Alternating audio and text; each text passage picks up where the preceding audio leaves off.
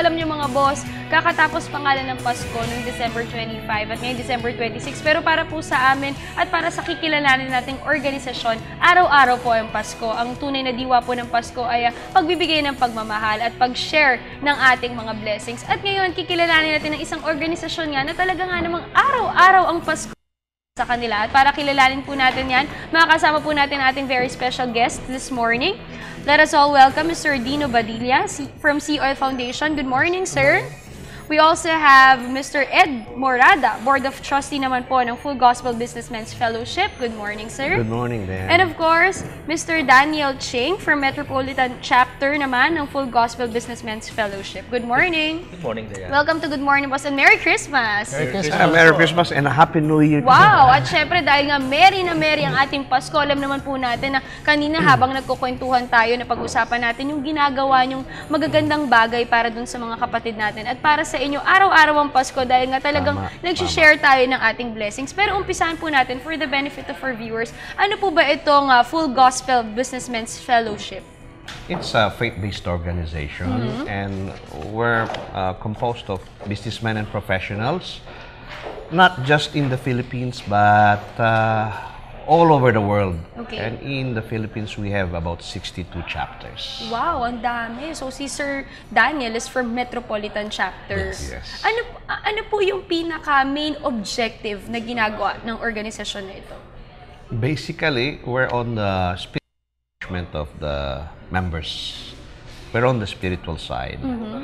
And that will perhaps take several minutes if I have to explain.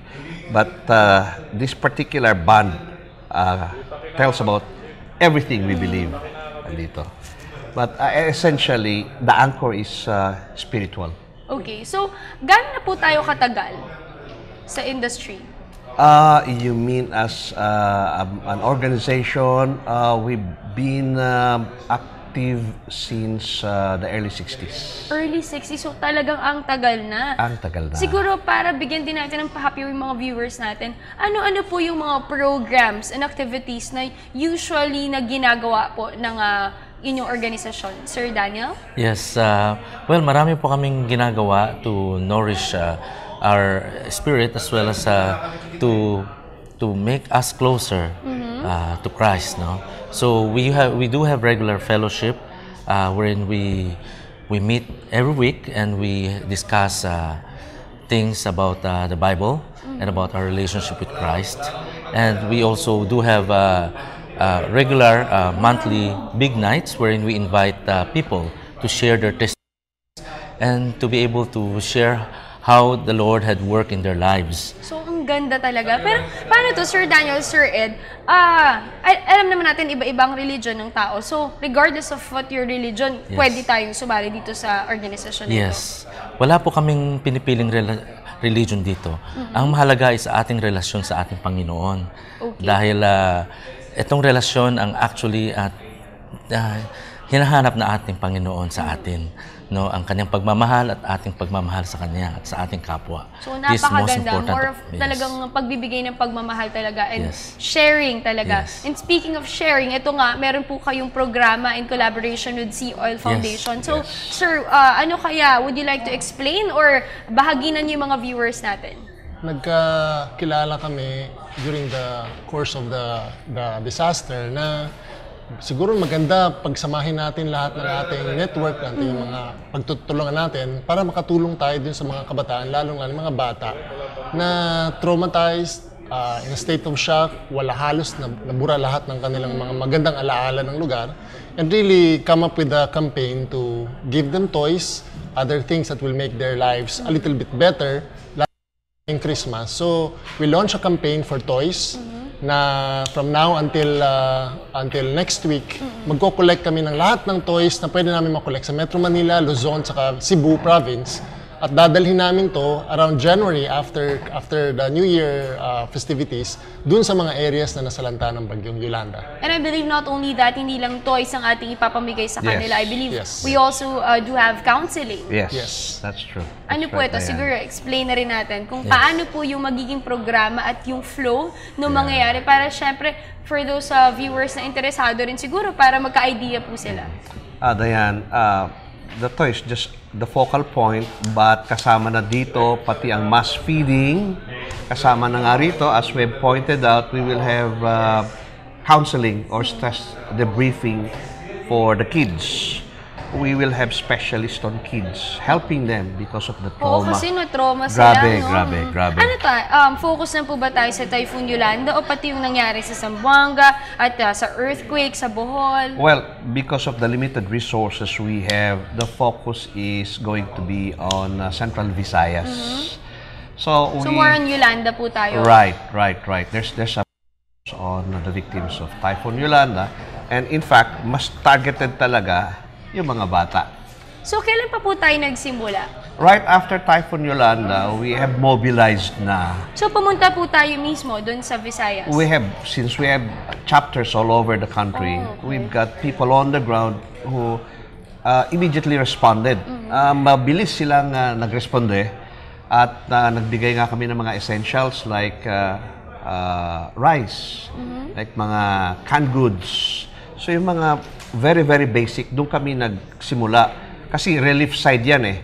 And now we're going into the rehabilitation side na.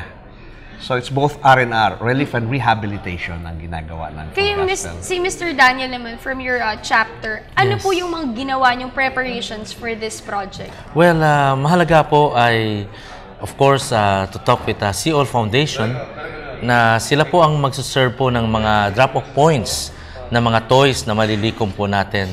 And hopefully sana itong project namin ay maging paano ko masabi is that maging responsive po kayong lahat na magbigay po tayo ng pagmamahal sa ating mga kapwa na nasalanta ng Typhoon Yolanda.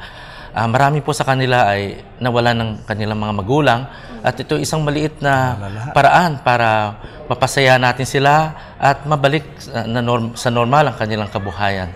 So, sana makapagdala po tayong mga lumang laruan sa Sea All Foundation. Saan po ang Sea Oil Foundation? Meron kaming mga gasoline stations sa buong Metro Manila, about 50 plus yung stations. Even sa Luzon, about almost 100 stations. Sa Cebu, marami din kami. So lahat ng Sea Oil Pwede gasoline po mag-drop stations, doon ng mga meron kami mga donation. boxes doon, may streamers kami doon na they will see that they can bring their toys there para Toys lang po ba ang pwede nating i-drop? meron silang mga libro, meron silang anything, clothes, pwede din po. bags, Pwede din. So talagang lahat i-donate natin sa kanila. Everything na pwedeng mapakinabangan at ma-enjoy ng mga kabataan.